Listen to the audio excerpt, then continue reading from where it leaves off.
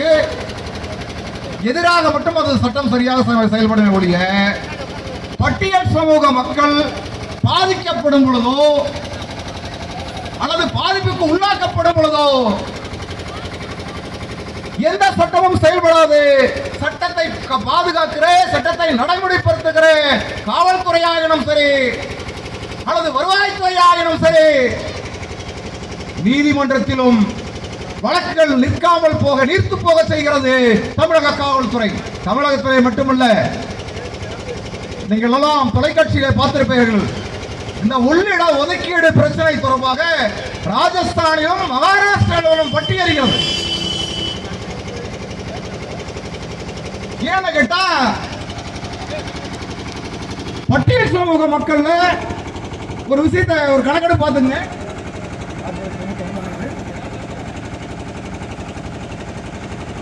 1991ஆம் ஆண்டு இந்தியாவின் மக்கள் தொகை கணக்கு, அதாவது இந்திய அரசால் மக்கள் தொகை கணக்கெடுப்பின்படி பட்டியல் சமூக மக்கள் தமிழகத்தில் உள்ள பட்டியல் சமூக மக்களுடைய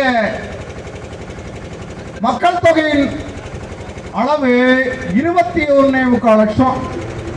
எப்பங்க?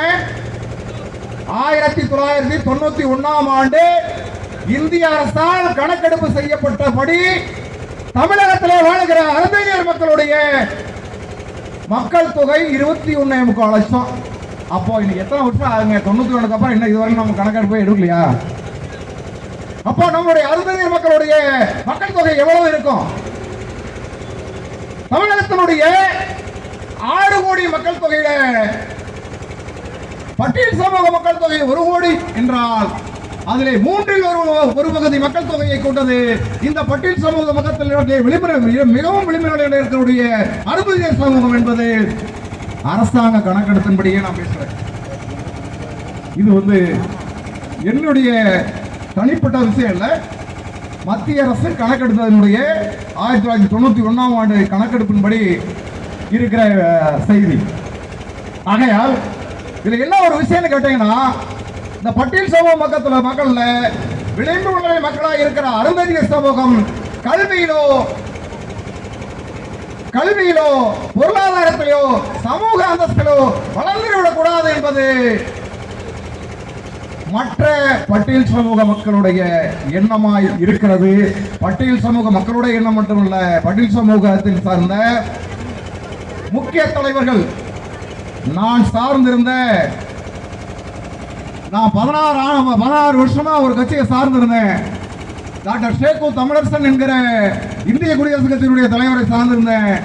அவர் இந்த அருந்ததி சமூகத்திற்கு எதிராக போறார்.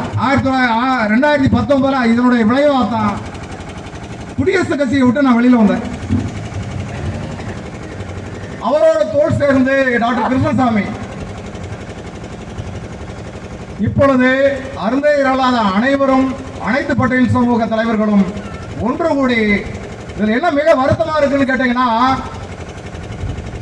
விடுதலை சிறுத்தை கட்சியினுடைய தலைவர் தொல் திருமாவளவனும் அவர்களுடைய பாராளுமன்ற உறுப்பினர் ரவிக்குமார் அவர்களும் இந்த 3 விழுக்காடு இடஒதுக்கீடுக்கு எதிராக பேசுவது என்பது கண்டிக்கத்தக்கது, ஏற்புடையது அல்ல. இது மாதிரியான செயல்பாடுகளை அண்ணன் திருமா அவர்கள் தவிர்க்க வேண்டும் என்று இந்த கூட்டத்தின் வாயிலாக கேட்டுக்கொள்கிறேன். இங்க வந்திருக்கிறவங்களுக்கு அடிப்படை, நம்மளுக்கு தேவையான அடிப்படையை நிவர்த்தி செஞ்சு கொடுக்கிறது, பூர்த்தி செஞ்சு கொடுக்கிறது இந்த இடஒதுக்கீடு என்பதை நீங்கள் புரிந்து கொள்ளணும்.